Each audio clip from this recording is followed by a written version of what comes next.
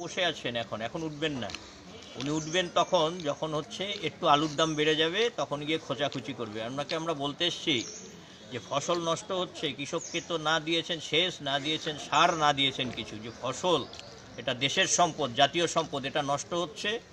আপনি দায়িত্বপূর্ণ একজন আধিকারিক, আপনার কাজ হবে এই ফসলটাকে রক্ষা করা, যেটা আপনি এত যাবৎ কালের মধ্যে পারলেন না। ফসল রক্ষা করতে গেলে একটা সিএস স্টোরেজ লাগে, মানে কোল্ড স্টোরেজ লাগে। এটা কন্ট্রোল অ্যাটমসফিয়ার কোল্ড স্টোর, যেখানে হচ্ছে ফল সবজি সংরক্ষণ করা যায়।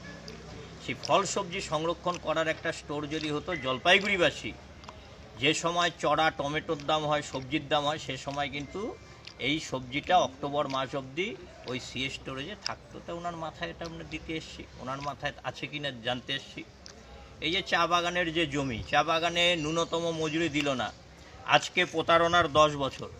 এই দিনে 2015 সালে বলা হয়েছিল চা বাগিচা শ্রমিকদের ন্যূনতম মজুরি দেওয়া হবে।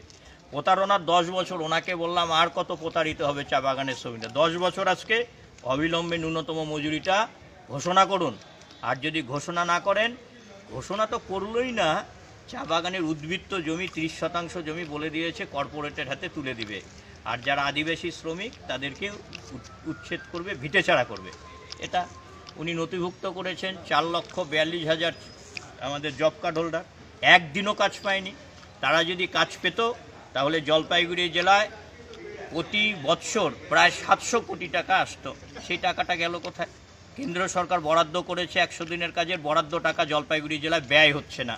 প্রতারণা করা হচ্ছে জব কার্ড হোল্ডারদের। নথিভুক্ত শ্রমিকদের 2 দিন পরে কার্ডগুলো বাতিল হয়ে যাবে।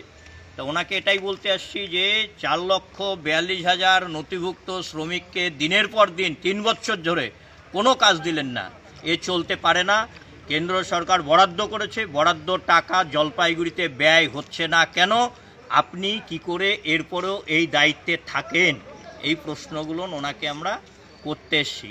পাট্টা পেয়েছে, রেকর্ড পাননি। অনেক জমিতে দীর্ঘকাল ধরে বসবাস করছেন জমিতে, আর বিএলআরও দপ্তরগুলো ঘুঘুর বাসা হয়েছে। গরিব মানুষ টাকা না দিলে পাট্টা পাবে না। কি করে পাট্টা? একটা পাট্টা করতে 10,000, 12,000, 20,000 টাকা লাগে। ফলে যে যেখানে যে জমিতে রয়েছে সেই জমিতে তাকে রেকর্ডভুক্ত পাট্টা প্রদান করতে হবে, সাইট ম্যাপ সমেত। এই জনজীবনের এই ইস্যুগুলোকে নিয়ে দীর্ঘদিন যাবৎ মানুষ নাকাল হচ্ছেন। আমরা ওনাকে অবহিত করতে এসেছি। যদি আপনি খুব শীঘ্রই ব্যবস্থা না নেন, মানুষ আন্দোলনে নামছে, মানুষকে পুলিশ দিয়ে ভয় দেখিয়ে আন্দোলন থেকে আপাতত নিরস্ত করছে, কিন্তু তা হবে টবে না। মানুষ আন্দোলনে নামবে। যদি ঝান্ডা কোথাও প্রতিবন্ধকতা হয়, সংঘবদ্ধ মানুষকে সংঘবদ্ধ করতে, যে কোনো রকম আন্দোলন করতে সিপিআইএম প্রস্তুত।